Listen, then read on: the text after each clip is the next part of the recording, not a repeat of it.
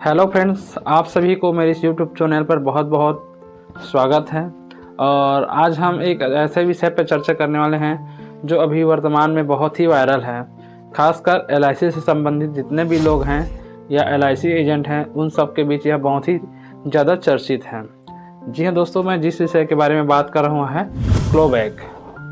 दोस्तों, आप लोगों ने अभी देखा होगा पूरे मीडिया वर्ग में या पेपर के माध्यम से या आपने ऑफिशियली वेबसाइट के माध्यम से या ऑफिशियली इलेक्ट्रॉनिक मेल के माध्यम से या एक लेटर के माध्यम से आपको किसी भी माध्यम से पता चला होगा कि ये क्लोबैक क्या चीज़ है। उस चीज़ को अगर आप भली भांति समझे होंगे तो उसमें आपको उस चीज़ को देखकर, सुनकर, पढ़कर जो महसूस होगा, जो तकलीफ़ आपको पहुंचा होगा, वह बहुत ही सोचनीय है और होना भी चाहिए।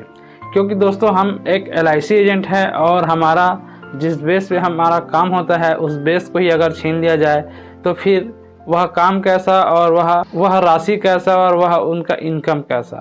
जी दोस्तों, मैं जो बोल रहा हूँ उस चीज़ को आप समझने का प्रयास करिएगा कि हम जिस चीज़ के लिए काम कर रहे हैं अगर उसी चीज़ को रोक दिया जाए तो फिर वह काम किस चीज़ का, वह पैसा किस चीज़ का, वह अर्निंग किस काम का।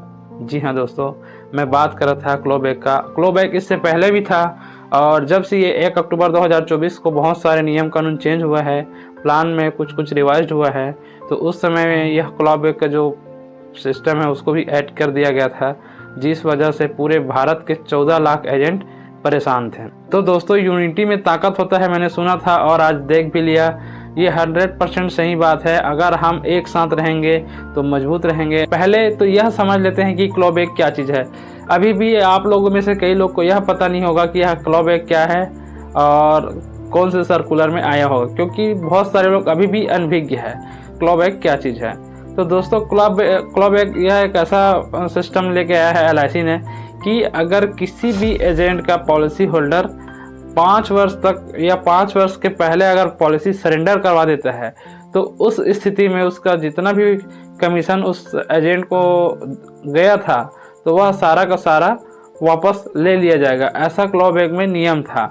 तो दोस्तों, यह मुझे तो बहुत ही गलत लग रहा था और गलत भी है, क्योंकि अगर भाई पॉलिसी किस स्थिति में एक एजेंट पॉलिसी होल्डर से पॉलिसी लेके आता है, किस कंडीशन में पॉलिसी लेके आता है, उसको वही समझ सकता है। क्योंकि पॉलिसी ऐसा चीज़ है कि जाएं और तुरंत मिल जाए, ऐसा तो हो नहीं सकता। इसके लिए टाइम लगता है, प्रॉपर उसको विजिट करना पड़ता है, प्रॉपर उसको टाइम टू टाइम उसको समय देना पड़ता है।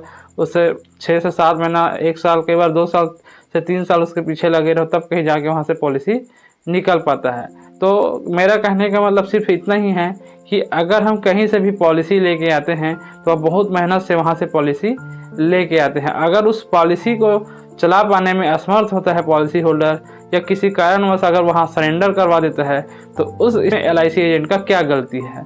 तो दोस्तों, इस बारे में अगर आपका क्या विचार है आप मुझे कमेंट के माध्यम से ज़रूर बताइएगा और अपना एक बेसिक नॉलेजमेंट के हिसाब से आप अपना कमेंट ज़रूर दे दीजिएगा। दोस्तों, मेरा कहने का मतलब यह था कि अगर क्लोबैक के हिसाब से अगर 5 वर्ष के अंतर्गत अगर सरेंडर करता है किसी भी पॉलिसी होल्डर तो वहाँ पे एजेंट को जो भी कमीशन गया है एलआईसी की तरफ से वो सारा का सारा कमीशन वापस ले लिया जाएगा। ऐसा इस क्लोबैक में नियम लेके आए थे। दोस्तों, क्लोबैक आज पहली बार या 1 सितंबर 2000 अक्टूबर से पहली बार सुन रहे हैं, अभी आया है, ऐसा नहीं है। यह क्लोबैक पहले से चला आ रहा था। अगर आपको नहीं पता होगा तो आप अपने पिछले ज़िंदगी में झांक के देखिएगा या बैक में कभी भी आप अगर उससे आपका सामना हुआ होगा तो आप समझ जाएंगे। पहले होता यह था कि दोस्तों, हम जब कभी किसी पॉलिसी होल्डर को पॉलिसी करते थे तो 15 दिनों के अंतर्गत अगर वह बॉन्ड पहुंच जाता है और पॉलिसी होल्डर अगर नहीं चाहता है तो वह प्लान को कैंसिल किया जा सकता था, अर्थात कूलिंग ऑफ या फ्री लुक पीरियड के तहत उसको बंद किया जा सकता था। ऐसा पहले नियम था और अभी भी है। तो उस नियम के तहत 15 दिनों के अंदर सरेंडर करवाने पर या कूलिंग ऑफ करवाने पर उसमें जो भी उसका राशि होता था वह पॉलिसी होल्डर को दे दिया जाता था। तो वहाँ से जो भी कमीशन एजेंट के खाते में गया होता था उसको रिकवर कर लिया जाता था। वही प्रक्रिया अब एलआईसी ने नया सिरे से नए रूप में लेके आए थे, जिसमें 5 वर्ष के अंतर्गत किसी भी पॉलिसी का अगर सरेंडर होता है तो उसका सारा कमीशन एजेंट के खाते से रिकवर कर लिया जाएगा। ऐसा इसमें नियम था। तो हमारे भारत के सभी एजेंट अर्थात जो 14 लाख एजेंट हैं उन्होंने इस बात को समझा और एक यूनिटी में इस बात को रखा, जैसे लियाफी है, एजेंट एसोसिएशन है, सारे के सारे यूनिटी वाले इस बात को एक तरफा रख कर सीधा अपने अपने नज़दीकी शाखा में LIC के ब्रांच मैनेजर के हपा और चेयरमैन के नाम ज्ञापन सौंप कर सभी जगह अपना विरोध प्रदर्शन प्रदर्शित किया। इससे चेयरमैन बहुत ही जल्द इसको एक्शन मोड में आ गए और इस बात को सुनने समझने के बाद चेयरमैन जो है इसमें अपना रिएक्शन वहाँ पे दिए और रिप्लाई सभी एजेंटों को सोशल मीडिया के माध्यम से इसके बारे में सभी एजेंटों को जारी किया। तो दोस्तों, अगर आप यूनिटी में रहेंगे तो आप ताकतवर रहेंगे और आप सिंगल बिखरे हुए रहेंगे तो कमज़ोर आपको ही बनाया जाएगा और आप अपने आप को कमज़ोर महसूस करने लगेंगे। तो दोस्तों, एक क्लोबैक सिस्टम तो आपको समझ में आ गया होगा और इस बारे में LIC के जो चेयरमैन हैं उन्होंने अपना स्पष्ट रूप से सोशल मीडिया के माध्यम से सभी एजेंटों को दे दिया गया है कि ऐसा कुछ वहाँ पे लागू नहीं किया जाएगा। यह जो है प्राइवेट सेक्टर के लिए है, प्राइवेट सेक्टर वाले के ऊपर लागू हो सकता है। यह जो IRDA के जो सर्कुलर हमको मिला था उसी अनुरूप हमने उस सर्कुलर को यहाँ पे आप लोगों के तक पहुँचाया था कि हमारे जो एजेंट हैं उनका क्या रिएक्शन आता है करके। तो ऐसा कुछ यहाँ पे नहीं किया जाएगा और ये 5 वर्ष वाली बात भी यहाँ पे अप्लाई नहीं किया जाएगा। ऐसा करके LIC के जो चेयरमैन हैं यह बात को अपने पूर्णतः रूप से वापस लेते हुए अपने स्टेटमेंट में दिए हैं। तो ये जो क्लोबैक वाला कहानी है दोस्तों, आप लोग को बहुत अच्छे से समझ में आ गया होगा।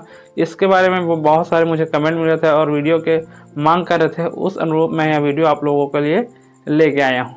तो दोस्तों, आज का जो टॉपिक था बहुत ही छोटा था, शॉर्ट एंड स्वीट था, जिसके बारे में मैंने आपसे पूर्णतः चर्चा कर लिया है। और नेक्स्ट नए वीडियो के लिए आप सभी हमारे YouTube चैनल से बने रहिएगा और YouTube चैनल से बने रहने के लिए हमारे इस चैनल को लाइक एवं सब्सक्राइब जरूर कर दीजिएगा।